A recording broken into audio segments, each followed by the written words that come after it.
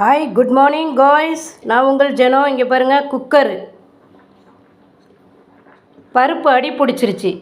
இப்போ இதை தேய்ச்சி கஷ்டப்பட்டு எடுக்கணும். ஈஸியாக எடுக்கிறதுக்கு ஒரு டிப்ஸு நான் உங்களுக்கு சொல்கிறேன். இப்படி ஒரு பாத்திரத்தில் தண்ணி வச்சுக்கோங்க. தண்ணி வச்சுட்டு இந்த கறி பிடிச்ச பாத்திரத்தை, இந்த குக்கரை இந்த பாருங்கள், இதில் படுற மாதிரி வச்சுருங்க. ஓகேவா? அது பாட்டுக்கே இருக்கட்டும். எவ்வளோ டைம் வேணுமோ உங்களுக்கு முடிஞ்ச அளவுக்கு வைங்க.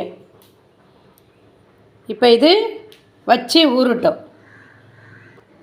காய்ஸ் ஊறிடுச்சு. ஒரு மணி நேரம் எனக்கு ஊறிடுச்சு. இங்கே பாருங்கள், தண்ணியை எடுத்துருங்க. எடுத்துட்டு இதை அழகாக ஈஸியாக வரும் பாருங்கள். பத்தையாக வருது பாருங்கள். பாருங்கள் அழகாக அப்படியே ஈஸியாக வருது பாருங்கள். நல்லா கருகி பிடிச்சிருச்சு பாருங்கள். லேசாக தான் இந்த ஸ்பூனை வச்சு இப்படி எடுக்கிறேன்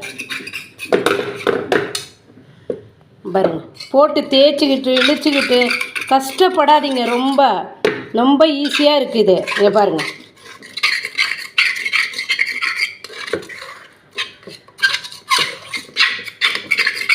ஈஸியாக வந்துருச்சா?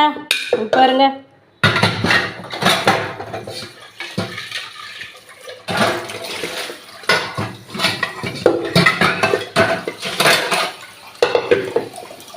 ஈஸியாக வந்துருச்சு இப்போ உங்களுக்கு. அங்கே பாருங்கள் பாத்திரத்தை.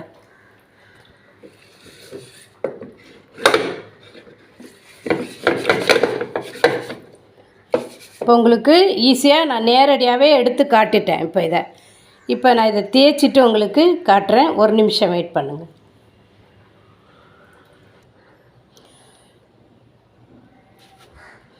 ஹை கேர்ள்ஸ், இங்கே பாருங்கள். நான் அதை சுத்தமாக தேய்ச்சேன். இந்த பாத்திரம் எவ்வளோ பளிச்சுன்னு இருக்குது பாருங்கள். ஃபுல்லாக பருப்பு வெந்து அடிப்பிடிச்சி கருவி போச்சு. எடுக்கிறதுக்கு வாய்ப்பே இல்லை. கல் மாதிரி ஆச்சு இந்த பாத்திரம், குக்கர் பாத்திரம். ஓகேங்களா? எவ்வளோ ஒரு பிசுறு கூட இல்லை, பளபளப்பாக இருக்குது.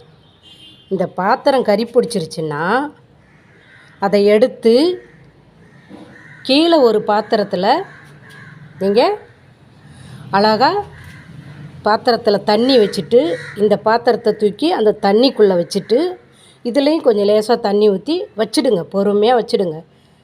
ஹவர்ஸ் கணக்கில் கூட வச்சுடுங்க. கம்முன்னு வச்சுடுங்க. அது பாட்டுக்கே இருக்கட்டும்.